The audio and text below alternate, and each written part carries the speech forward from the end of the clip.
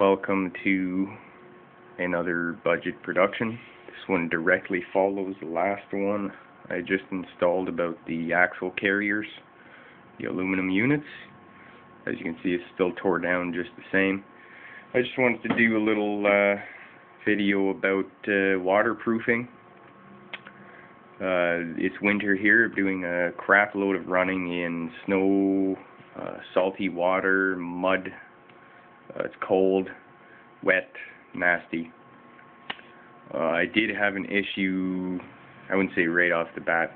I've been doing quite a bit of running with it, with moisture, which basically the truck stopped functioning, and I had to find out why and where. I ended up with a little bit of moisture in this little box right here, which I will shed some light on for you in a second. So, a few issues of moisture that I did solve, and I solved it in a totally easy budget way, without having to spend a pile of money. You know, again, this is for noobs again, just like me, just to help you guys out. Anything that I try and do works, I try and post and help people out with. There are things I do and don't work so well, same. So there's this part right down here, and this is where all the wires feed into this box from. There's a foam style, kind of sticky, foamy gasket, if you will, on the top part that screws down on that thing, and on the bottom receiving end. So all the wires go through all of that, and that sticky kind of foam just kind of forms to all the wires, which in turn the result is trying to stop water from entering this box the same way the wires do. What I did, like I said, I had an issue with moisture in here. Around the box here there's a rubber small gasket. So what I did to solve this problem was right in here, this unit here where the wires run through, on top of the foam I put big gigantic bead of silicone, and as well on the top end that screws down that has foam, another big gigantic bead, and a big bead around, not a big bead, but a nice tight small bead around the outside perimeter and the outside perimeter of where the screws. So basically just make that whole setup right there completely, you know, watertight, even airtight if you will. Just bulletproof, watertight.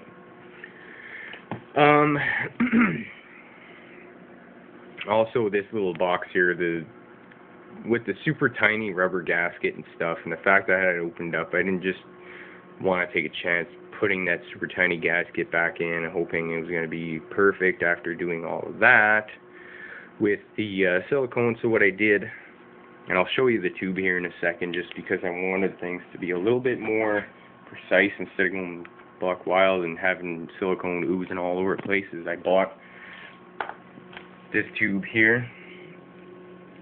For you guys who are going to buy one like this, I would probably suggest just going with the clear.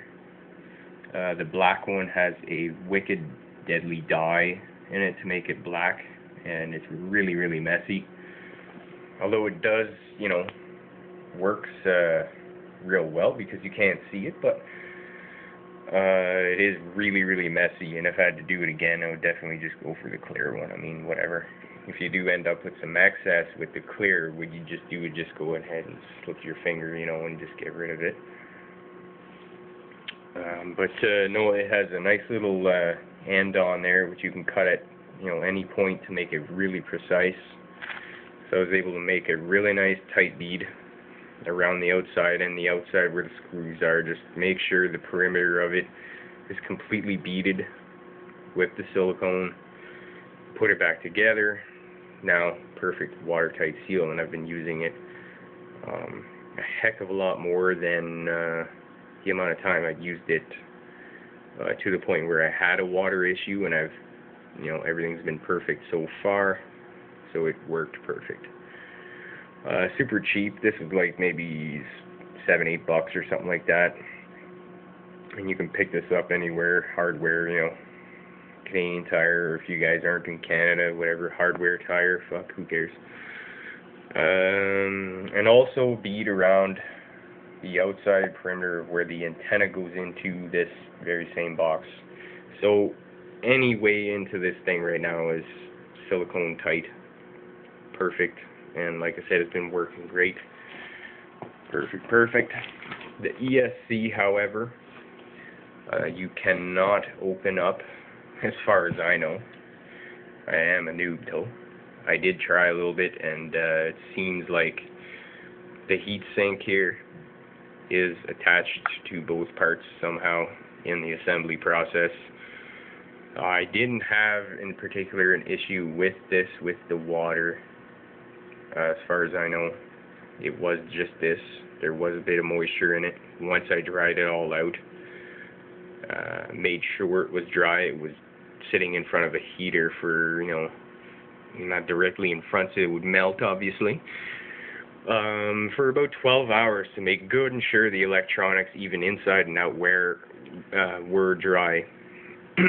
So, I mean, like, I didn't really have an issue with this one. But, for the sake of it, I removed it from the chassis, and I put a bead around the seam, the plastic seam of this unit, and around where the wiring goes in. And that's about as much as you can do with this. Like I said, as far as I know. If you guys know any better, let me know. There's one spot also, the button. There's not much you can do there.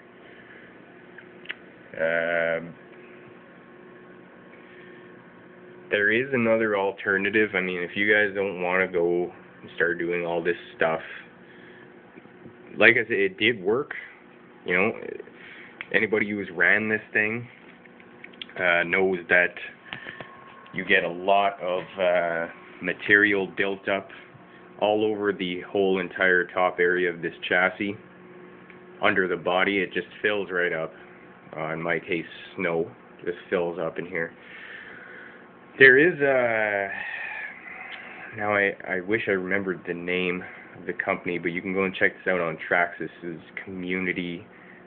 There's a guy who has a thread there on Summit protection, I think.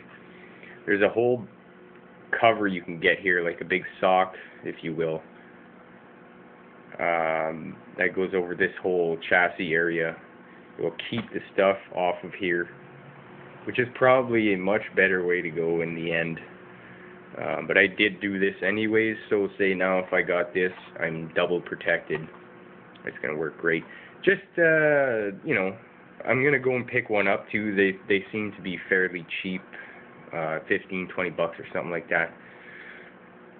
Hey, I mean, to protect my entire investment for about $15-20 is totally worth it. It just goes over the whole thing. You know, it'll just keep junk out of your motor too. You know, I know they say these are, this brushed motor is great for off-road and get water in it and all that jazz, and it won't matter. That being said, it still would be good to have a full cover. You know, less crap in there, the better. It seems to work better. I've had a lot of salty water go into here, which did get into the motor, which I had to clean the motor out because one day I went to go out and ride it, and it sounded like hell. So I kind of did like the water break-in, but only in a sense to clean the crap out of this motor. And it worked really, really well. The motor performed like brand new when I was done. There's a lot of different ways, a lot of different videos of guys doing this different ways. I talked to what I assume is, or what I think is an expert. He is a veteran in the thing. And the best way, according to him, to do this, and I've done it and it worked really good, just simple. I've already told you guys how to remove this in one of my other videos, but anyway, just take the motor off, I had just a little mason jar sitting right beside the Summit. Put your batteries in, you know, connect it like you were going out for a run, but just take this off, slide it on off, put it into the mason jar full of water. There's guys that go as far as using distilled water, whatever. I used bottled water, simple enough. And go ahead and dunk that in there, grab your remote, and just run it nice and easy, nice and slow. I'm told you want to avoid the heat, and the whole idea is just really just to have it turning. You don't have to have it turning for an hour or anything. Just I did it for about 20 minutes, nice and slow. But I also had to do it about 3 or 4 times because the water ended up completely clouded white with salt residue that was jammed in this motor. So there was a lot, you know, 4 full mason jars of water were completely cloudy white. Less and less as I went on, but around the 5th one there, it ended up just remaining clear, so I knew all of the crap was out of my motor. And it also cleans all of the residue and the dust from brush wear on the motor, which you see this one is packed up again now, because I use it, you know, I use the hell out of it, so that's the whole point. But it's a good maintenance thing to do, I found. Cleaned it out, you'll see that your motor sounds real nice and tight again, and clean. And to me that was probably the better and much easier way to do it than in other things I've seen, other videos. You know, so that's I'm not going to ramble on too long in this one. Again, like my other ones there. Just kind of stay on topic. For water, waterproofing and water reliability. That's what I've found so far, and this seems to be working for me. Until the next one, I'll see you guys later.